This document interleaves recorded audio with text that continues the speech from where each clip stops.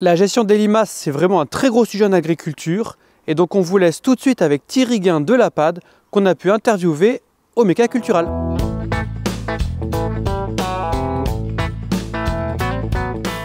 Je vais vous parler de la gestion des limaces en agriculture de conservation des sols.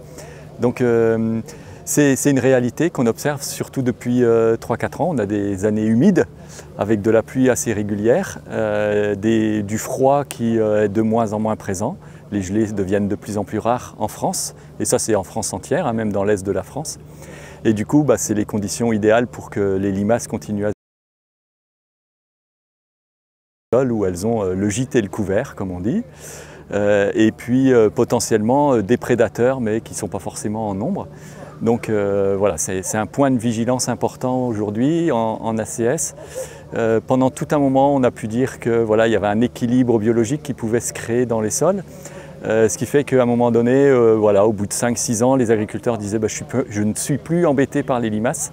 Bon, on voit que les années humides et assez douces, la problématique peut revenir. Donc voilà, il faut y être vigilant. Donc nous, on travaille avec, on a un partenariat avec la société De Sangos, voilà, qui est un peu qui est le spécialiste des limaces, et en particulier grâce au LimaCapt. Donc il y en a un ici qui est présent. L'avantage du LimaCapt, c'est qu'on peut voilà, comptabiliser de façon automatique la dynamique des limaces, reconnaître les juvéniles, les adultes, et puis voir au fur et à mesure des jours de quelle façon les limaces arrivent et sont soit en augmentation, soit en diminution. Donc par exemple, on s'est aperçu que dès qu'il pleut, même si c'est très peu, même si c'est 3-4 mm, tout de suite l'activité des limaces revient. Et du coup, voilà, ça montre toute l'importance. Donc nous, dans les essais qu'on a pu faire, les mesures, grosso modo en ACS, on est quand même à 10 fois plus de limaces qu'en conventionnel. Donc on a un graphe là qui peut le montrer.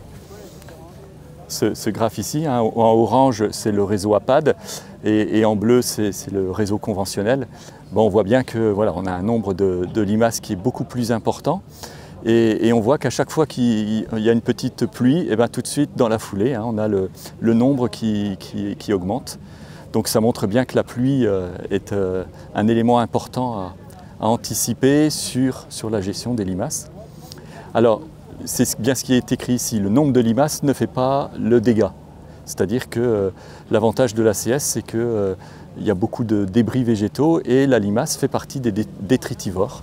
Donc elles ont à manger des débris végétaux, elles ont à manger des adventices qui peuvent ressortir, etc. Donc ça veut dire que c'est important de comptabiliser, mais c'est aussi important d'observer. Et c'est tout un travail là qu'on peut faire avec les agriculteurs, de se dire ok, on compte les limaces, mais maintenant il faut aussi regarder est-ce qu'on observe des dégâts sur les cultures. Et ensuite, en dessous, là, j'ai mis un autre graphique, là, une expérience qu'on avait fait chez un agriculteur de l'APAD, où on voit qu'à un moment donné, là où on a une petite pluie, quelques millimètres, et tout de suite dans la foulée, on a une augmentation du nombre de limaces assez conséquente. Et là, donc on avait plusieurs modalités, et la seule qui fonctionne vraiment bien, c'est celle où on conjugue l'antilimace. Et puis la perturbation par le semis.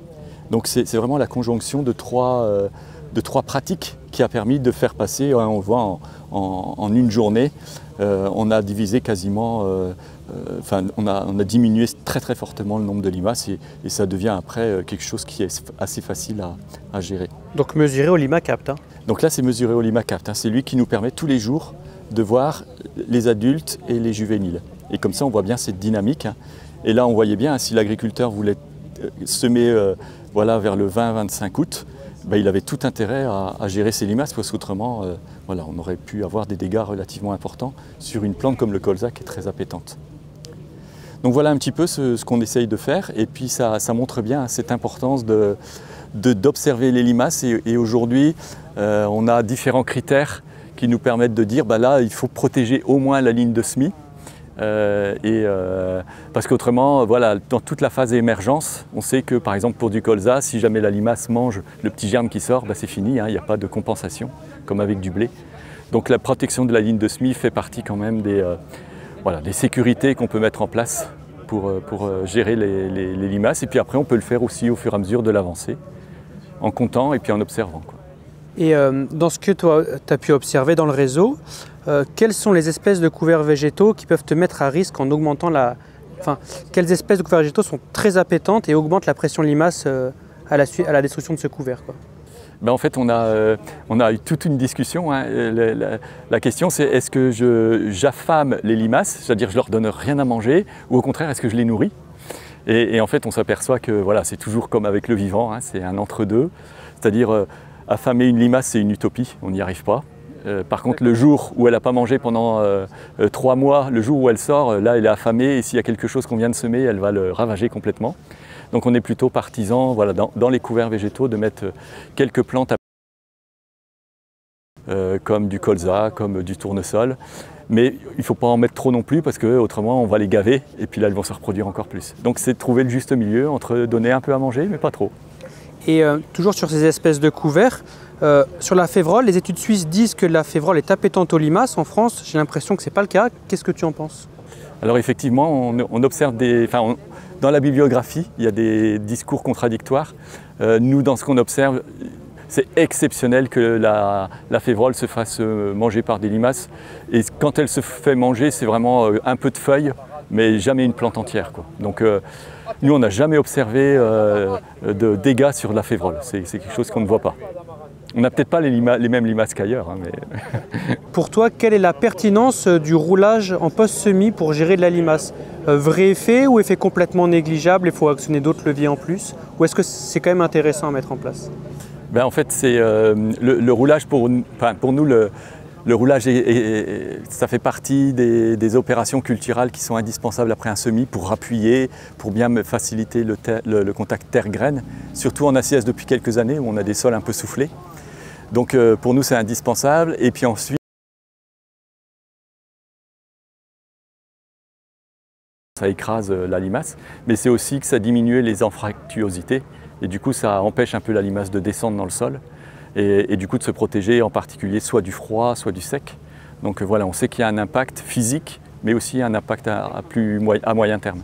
Dans la gestion de la limace, il y a vraiment ce pilier de l'observation, le pilier du comptage et de voir la dynamique en augmentation ou en diminution. Et puis ensuite, utiliser le bon produit, parce qu'on sait que tous les produits ne se valent pas. Il y a des produits qui, voilà, déjà l'épandage, ça devient de la poudre, donc il n'y a plus la dose létale. Donc être vigilant, c'est pas... En général, les produits les moins chers ne sont pas forcément les plus performants. Et puis la quatrième chose, c'est le bon outil pour épandre. Voilà, on sait que l'épandeur d'engrais n'est pas forcément toujours le plus judicieux. Enfin, le Delimbe, ce qu'on utilise beaucoup, hein, le Delimbe, n'est pas forcément le plus judicieux parce que c'est un peu trop violent pour les granulés. Donc voilà, c'est ces quatre points de vigilance qu'il faut toujours avoir un peu en tête. Eh bien, je te remercie. De rien, avec plaisir.